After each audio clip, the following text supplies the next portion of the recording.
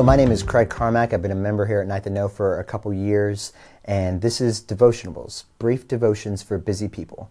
Today, we're beginning a new series through the book of Esther. Now, Esther's a short 10-chapter book located right before the book of Job in your Bibles. It's actually an easy, fascinating read. It has everything that makes up a great story. It has this good guys versus bad guys storyline and all the suspense that comes with that. Even has this king on search for a new wife and some of the romantic parts of what that looks like. And has dramatic irony at its finest. It has swift justice, and even has the origin of a new holiday, which is still celebrated today, some 2,500 years later after the events that take place here. But this isn't Storytime Hour, this is Devotionables. And so what we want to do is, as we read this book, we want to know, what is God trying to teach us here about himself, about ourselves, about the gospel. And that's what we're going to try to do over the next few videos, is try to help us all understand that. In chapter 1, we get the setting here. It says in verse 1, these events took place during the days of Ahasuerus, who ruled over 127 provinces from India to Ethiopia. And then verse 3, it says, during a feast that the king held, in the third year of his reign, the armies of Persia and Media are there.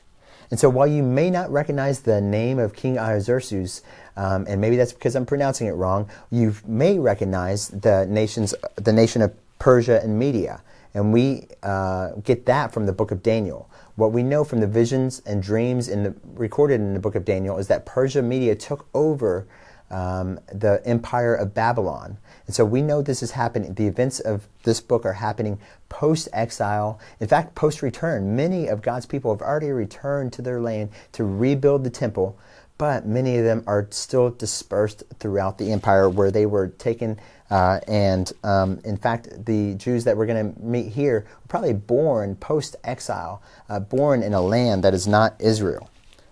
But that's the setting of chapter 1. And then in the rest of chapter 1, we learn more about this king. And we learn that although he rules over a vast empire, he does not have rule over his own heart. He makes rash decisions, impulsive decisions at improper times, decisions that he sometimes regrets later, decisions that affect the entire empire. And in chapter 1, we get a picture of that because he's had a little bit too much to drink at one of his feasts. He gets angry with his wife, and he banishes her from his presence forever. And then he makes a law that goes out through the entire empire that affects all his people. And then in chapter 2, this king is in search for a new wife. And that's where we meet these two Jews, Mordecai and Esther. Mordecai sort of adopted Esther as his own since her parents had passed away, and he raised her. And then Esther is one of the women that is there presented before the king as he's in search among all the women in this empire for a new queen. And what we read in chapter 2, verse 17, is that the king loved Esther more than all the other women, and she won favor and approval from him. And he placed the royal crown on her head and made her queen now. And so now Esther is the new queen. And then I want to finish the rest of chapter 2 here and end our time together. And beginning in verse 19, we read, when the young women were assembled together for a second time, Mordecai was sitting at the king's gate. Esther still had not revealed her birthplace or her ethnic background, as Mordecai had directed her. She obeyed Mordecai's orders, as she always had while he raised her.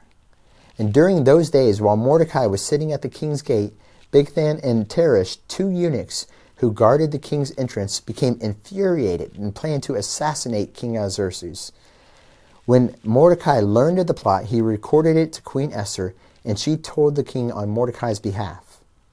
When the report was investigated and verified, both men were hanged on the gallows, and this event was recorded in the historical record in the king's presence.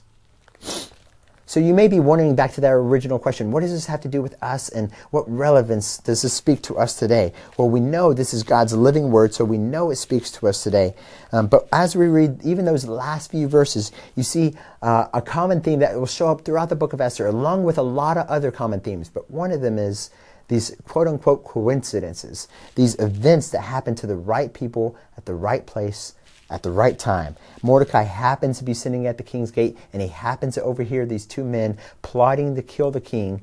Esther happened to have been chosen as the new queen, and he reports it to Esther, and they save the king. And that saving the king is written down in a book. And what we'll see is all those intricate details, they're not just happenstance. They're not just random. They happen. God's hand is throughout it all. God's hand is orchestrating it all to save his people. To save his people for the sake of the gospel. Because what we'll see later is that there's events that happen in this place, that happen in this book, that are necessary for the events that happen in the gospel to happen, for Christ to be born. And that's really what the book of Esther teaches us in many ways, because one of the interesting details about the book of Esther is that it does not mention God. There are no prophets, priests, direct revelation from God. In fact, they don't even talk about God. But what we see is that through the faithfulness of these two Jews, although they are imperfect, just like you and I, God uses their faithfulness to the glory of his name, for the blessing of all nations. And he does that with you and I today. You know how the events of Revelation 7 happen, where a multitude from every nation and every people are before the throne, worshiping God and the Father and the Lamb. You know how we get to that point? How we get to that point is through you and I being faithful to God, trusting that he is at work in our lives for his glory and for our good. And that's what we see throughout the book of Esther. Trusting that we see that even though we don't always understand what's happening in the moment.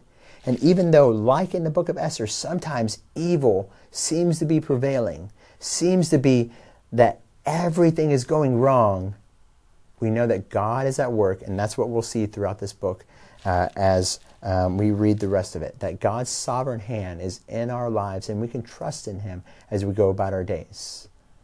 Thank you for joining us today, and may God give you the faith to trust in him throughout the rest of the week. Thank you.